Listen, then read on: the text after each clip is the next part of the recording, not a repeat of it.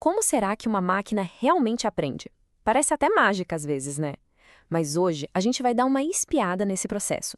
Vamos acompanhar a jornada completa de um modelo de aprendizado de máquina, desde o comecinho, lá na sala de aula, até o seu boletim final. Olha só o nosso roteiro de hoje. Primeiro, vamos entender o que é essa tal de máquina de aprender. Depois, a gente entra num dilema que todo modelo enfrenta: o problema cachinhos dourados. Em seguida, vamos ver os dois principais jeitos que uma máquina tem para aprender, como ela é colocada à prova no seu exame final, como a gente dá nota para ela e, para fechar, um paradoxo que desafia a nossa intuição. Vamos lá? Então, vamos começar pelo básico. Qual é a missão do nosso protagonista, que a gente chama de classificador? Bom, a busca dele por algo que no fundo todos nós procuramos o tempo todo: padrões. Pensa no classificador como um aluno super dedicado. Ele recebe um monte de dados de treino, que são como exercícios que já vêm com gabarito. O grande lance é que o objetivo dele não é decorar as respostas, sabe? É entender a lógica, a regra por trás de tudo.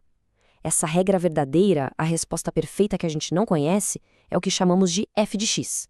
A regra que o nosso aluno consegue criar a partir do que ele estudou é a hipótese dele, o h de x. O sucesso dele é o quão perto o h de x chega do f de x real. Ok, agora a gente entra no centro de treinamento do nosso modelo. E é aqui que ele se depara com um desafio clássico: o problema cachinhos dourados. É a busca pelo equilíbrio perfeito, pelo na medida certa. Ele precisa aprender o suficiente, mas não pode aprender demais. É uma linha bem tênue. Para entender bem esse desafio, vamos olhar para esses dados. Imagina que cada um desses pontinhos azuis é um fato, é a realidade. É isso que o nosso modelo tem que aprender a descrever. E aí vem o primeiro risco: o modelo ser simplista demais. É o que a gente chama de underfitting.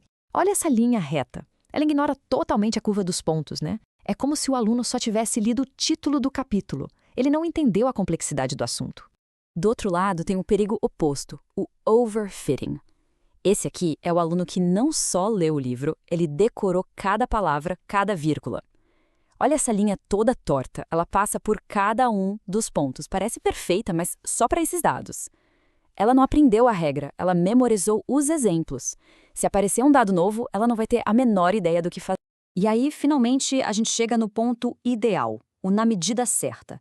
Essa curva aqui, ela não passa por todos os pontos, mas ela captura a tendência geral, a essência do padrão. Ela consegue generalizar. É exatamente isso que a gente quer. E esse gráfico aqui é sensacional porque ele mostra esse dilema na prática. Repara só, a linha pontilhada é o erro do modelo nos dados que ele usou para treinar. Conforme o modelo fica mais complexo, o erro cai, cai, cai, parece ótimo, né? Mas, olha a linha zoom. Esse é o erro em dados que ele nunca viu antes. No começo ela também cai, mas chega num ponto bem ali no meio que ela começa a subir.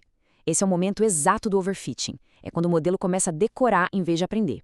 O nosso objetivo é parar exatamente ali, no ponto mais baixo da curva azul. Certo? Já entendemos o desafio. Mas como um modelo aprende na prática?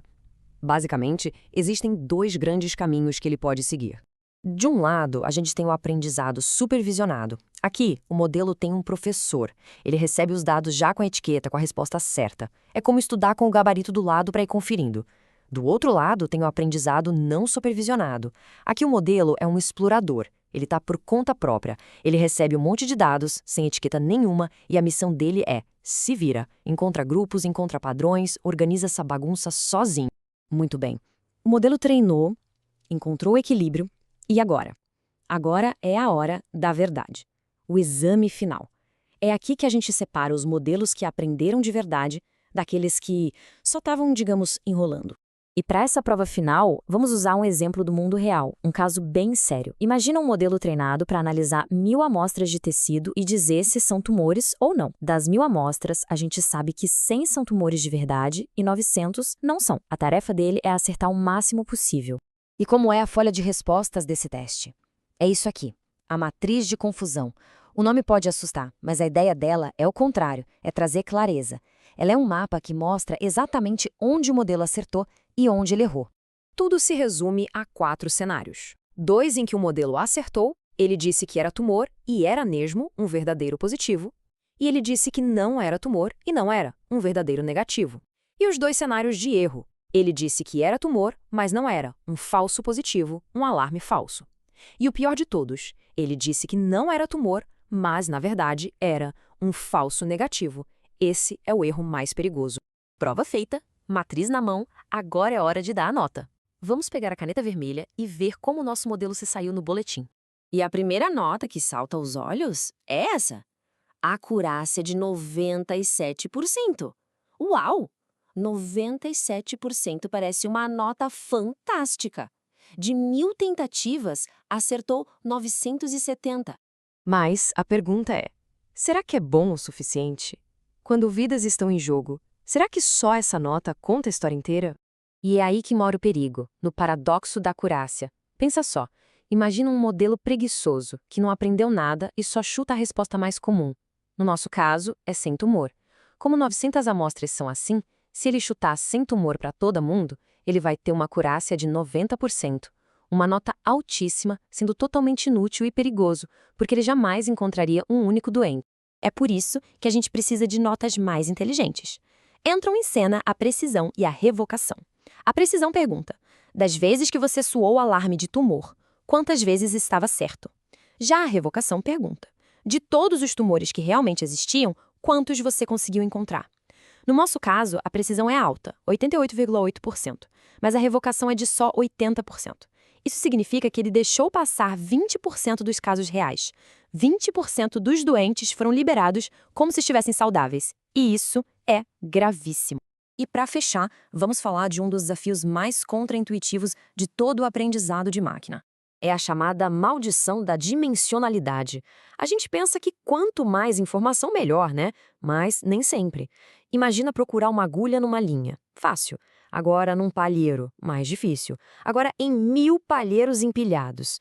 O espaço de busca fica tão gigante e vazio que encontrar um padrão vira uma tarefa quase impossível. Às vezes, mais informação só atrapalha. No fundo, esse é um problema super tecnológico que nos lembra de um princípio bem antigo, a navalha de Occam. A explicação mais simples geralmente é a melhor. Ter mais características nem sempre leva a um modelo melhor. Muitas vezes só leva a um modelo mais confuso.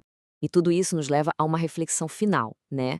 Agora que a gente entende um pouco melhor como uma máquina é avaliada, com todas as suas notas e paradoxos, a grande questão é: qual é o padrão que a gente deve exigir?